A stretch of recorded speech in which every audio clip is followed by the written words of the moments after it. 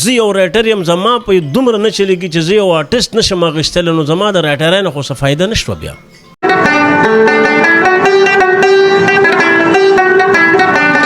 خوا به فلم جوړېدو د کانې په مطابق په ګانه سازېدله، اوس په ګانې پسې فلم جوړېږي.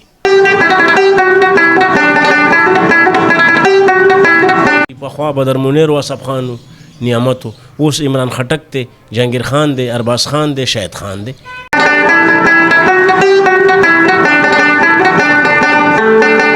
وی دا شاهنواز خان دی، نو خلکو وی چې دی شاهنواز خان د پښتو فلمي انډسټري خرابه کړه. دا زما د وړاندې خبره ده.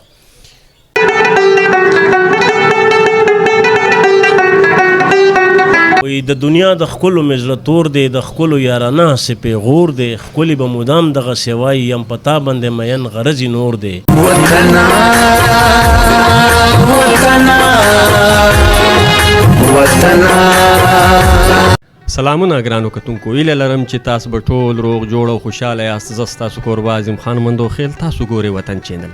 ګرانو کتونکو، د کراچۍ په ښار لانډي کې موجود یم. زما پر څنګ باندې د ټیلی فلمانو یو ډیر زبردست هنرمند امیر جانان صاحب ناست دی. له امیر جانان سره د پښتو فلم انډسټري د نوو فلمانو په حواله او د ټیلی فلمانو په حواله باندې مرکه کول غواړو. تر ټولو له مخه زه په خپل پروګرام کې امیر جانان ته ښه راغلاست وایم. السلام علیکم. ستړی مشه. وعلیکم سلام. په خیر راغلی اعظم خان صاحب، تاسو ستړي مشه. څنګه حال ښه یې، جوړ یې، ټیک ټاک ژوند هم ښه تېرېږي؟ الحمدلله ډېر ښه. پخوا به فلمان تیارېدل د بدر منیر صاحب په وختو کې، هغه فلمان به جدا وو. اوس نن سبا په جدید انداز باندې فلمان جوړاږي. د دواړو فلمانو د جوړولو په حواله څه وایي؟ نن سبا فلمونه او د بدر منیر صاحب د وخت فلمونو کې د ځمکې او د اسمان فرق و. په هغه وخت کې دا و چې په هغه وخت اخلاص و. اوس منافقتوب دی. منافقتوب داسې دی چې بھئی زه کچرې 2 پیسې ورکوم ډایرکټر ته یا رایټر ته یا ډایرکټر ته، نو ماله کار راکوي. که زه چېرې 2 پیسې نه ورکوم، زه ښه اکټر یم، خو چې زه 2 پیسې نه ورکوم نو ماله کار نه راکوي. نو زمونږ فلمي انډسټري په دې وجه باندې ناسازه ده. زمونږ یو ګران ملګری دلته نه تللی و کراچۍ نه لاهور ته، عظیم خان صاحب، تاسو ته به د دې خبرې پته وي. هلته کې تاکالي صاحب النګ انټرویو کړی و، په هغې کې هغه اعلان هم کړی و چې مونږ رحمان خټک صاحب ته کار ورکړی دی په دیدن فلم کې. مونږ ډېر خوشحاله وو، ډېره پبلیسټي هم دلته وکړله. کم سے کم د لانډي کې چې څومره خلک دي، مطلب د 20 لاک نه زیات پښتانه په کراچۍ کې نن سبا دور کې دي. نو مونږ ټول پیژني، په کلیفټن کې په یو ځای بل ځای مونږ کافي پبلیسټي کړې وه چې بھئی داسې زمونږ یو ملګری دی، په هغه فلم کې کار میلاو شوی دی. د هغې نه به وروسته انشاءالله مونږ هم ځو کار کولو له. خو هغه داسې کار وکړو چې اسیم کچرې هغه ټلیفون غشتی وی چې یاره رحمان شاه خټک صاحب عرف شکرا صاحب کار خو په فلم کې نشته دی، خو راشه ته زمونږ یار دوست یې، زمونږ ژبه د پښتو ده، مونږ چې کومه ژبه کړې ده هغه به مونږ تا سره کوو. یو شاټ به ورکړو. نو زمونږ عظیم خان صاحب زمونږ صرف مسله دغه ده. شکرا خټک صاحب چې دی د ښکلی کار کوي، داسې په لنډي کې ښه اداکاران پراته دي، خو مونږ سره د هغې موعظه نشته دی. مونږ له هغې کار نه راکوي. که نه زه تاله ګارنټي در کوم چې چېرې د کراچۍ په فنکارانو باندې هغې فلم ساز کو، نو په کراچۍ کې د 20 لاک نه زیات پښتانه دي، نو انشاءالله په کراچۍ کې به نه پلاپ کېږي. امیر جانان صاحب تا دا خبره کوي، په دې کې زه هم چې کوم دی له رحمان شاه خټک عرف شکرا سره د قربان د جانان فلم پر سیټ باندې موجود وم. سید تاکالي صاحب زما په مخ کې وده ته دا خبره وکړه چې زما یو نوی فلم را روان دی دیدن. په دیدن کې به تا ته کرکټر در کوم. بیا سید تاکالي زما په انټرویو کې د شکرا خبره هم وکړه چې زما را روان فلم کې به شکرا ته زه کرکټر ورکوم. کیدای سي و فلم ساز ته یا رایټر ته یا ډایرکټر ته یو څه ستونزه پیښه سوي وي، یو څه مسله ورته پیښه سوي وي، د هغې مسلې له وجې یا شکرا نه وي اخیستې. ته څه وایې په دې حواله؟ په دې کې زه دا وایم که نه که چېرې زه یو فلم جوړوم زما سره رایټر دی یا زما سره فلم ساز دی نو زه چې یو آرټسټ اخلم که نه فرض که زه یو رایټر یم زه یو آرټسټ اخلم نو زه به د ډایرکټر او د فلم ساز سره مشوره کوم چې زه یو اداکار اخلم ستا په دې کې څه خیال دی نو چې ما زه یو رایټر یم زما په دومره نه چلېږي چې زه یو آرټسټ نشم اخیستلی نو زما د رایټرۍ نه خو څه فایده نشته بیا څه وایي چې نوي فلمان معیاري دي که پخوا فلمان معیاري وو پخواني فلمونه معیاري وو د هغې ګوره هغې پخوا به چې فلم جوړېدو د کانې پسې به یې ګانه جوړوله اوس په ګانې پسې فلم جوړېږي نو ته ووایه ما ته چې پخواني فلمونه معیاري وو یا اوسني معیاري دي اوس د فلم کانې نشته دی ګوره ما تا ته په لنډه ووایي چې پخوا به فلم جوړېدو د کانې په مطابق په ګانه سازېدله اوس په ګانې پسې فلم جوړېږي امیر جانان ارشد خان په ډایرکشن کې په یو وخت کې یو فلم جوړ سو چرته خانې چرته فقیرې هغه فلم ته وګوره د هغه کہانی د هغه جوړول تا ته به پخپله پته ولګېږي چې پښتو فلم انډسټري واقعي کتونکو ته ښه فلمان ورکوي ګوره داسې څنګه چې ارشد خان یو معیاري فلم جوړ کو چرته خانی او چرته فقیري که داسې زموږ هر یو ډایرکټر دې ته لاس واچول معیاري فلم ته او دې ته لاس واچول چې یو لومبوړی سړی دی ما سره آرټسټ دی که هغه په کراچۍ کې ګوره پخوا به فلمونه جوړېدل په دوبۍ کې به یې کار کوو فلم په کراچۍ ښار کې به یې کار کوو په پبلک کې به دننه کار کوو په لاهور کې به کېدو په پېښور کې به کېدو اوس صرف او صرف په لاهور کې کېږي یا په هزاره کې کېږي نور هغې بار پبلک نه ښیي کراچۍ کې کار نه کوي په پېښور کې نه کوي کار دغه ګوره فلم یو خو کہانی نه یو ته په ټول فلم په یو ځای ساز کې نو د هغې به څه معیار جوړ شي یا به د هغې څه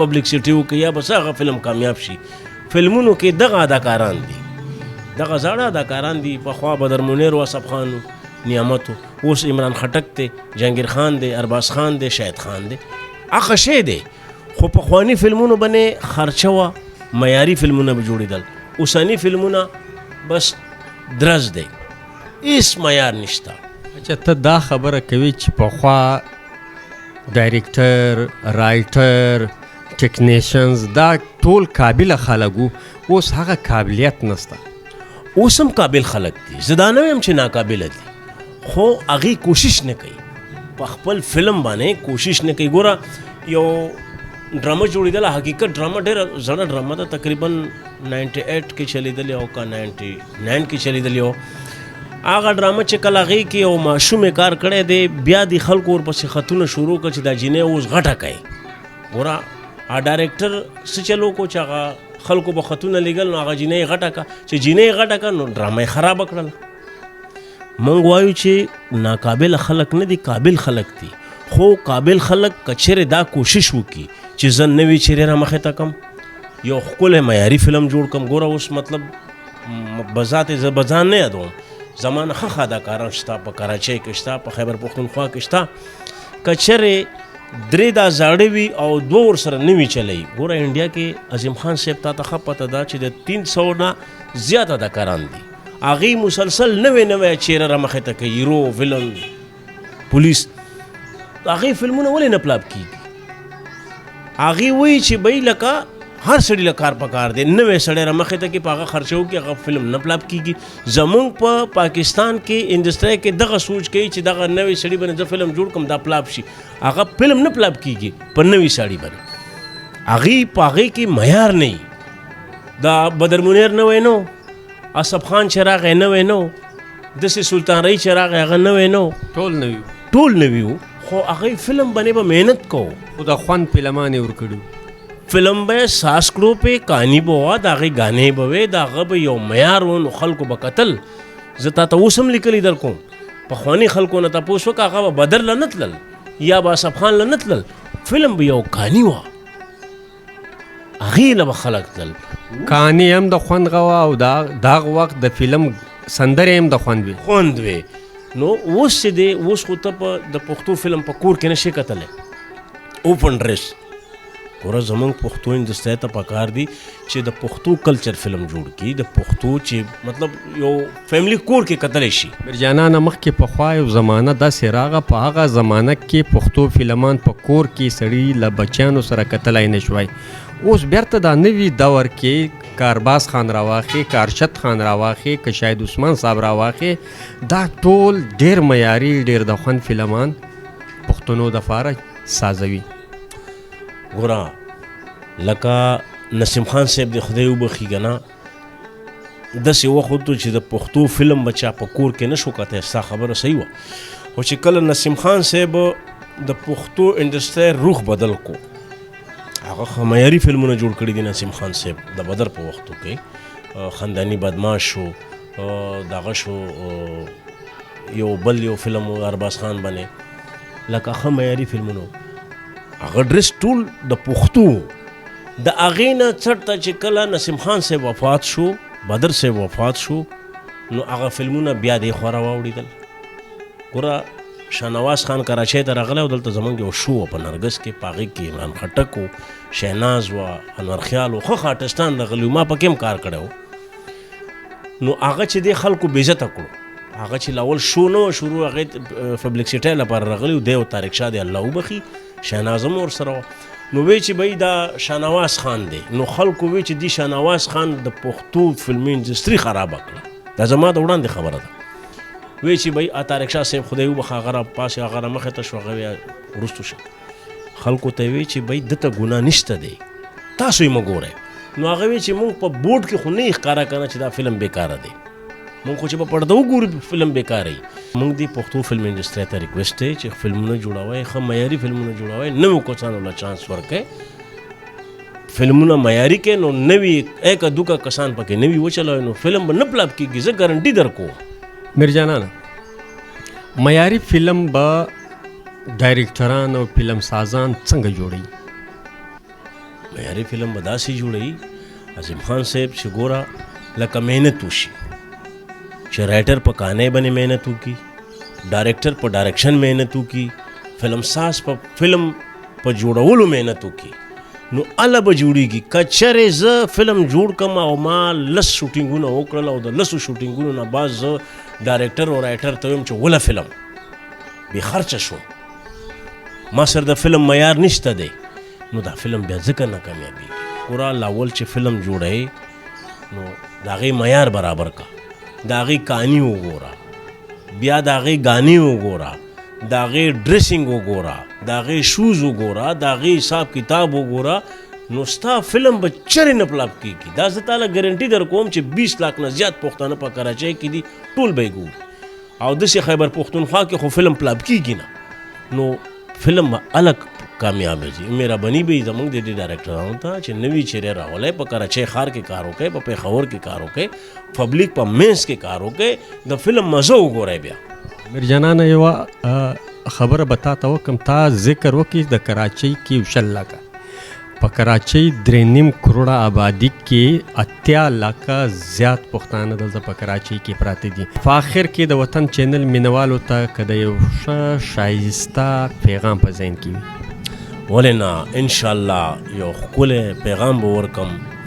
وایي د دنیا د ښکلو مې زړه تور دی، د ښکلو یارانه هسې پیغور دی، ښکلي به مدام دغسې وایي یم په تا باندې مین غرضې نور دی. میرجانانه نور د ښکلو توباګار شه، د ښکلو لاسه مې زړګی سوی په اور دی. ډېره مننه، خوند یې وکړو، ډېره مننه. کور د ودان څه ګرانو کتونکو، دا و امیر جانان چې له تاسو سره د یو خصوصي مرکه وکړه.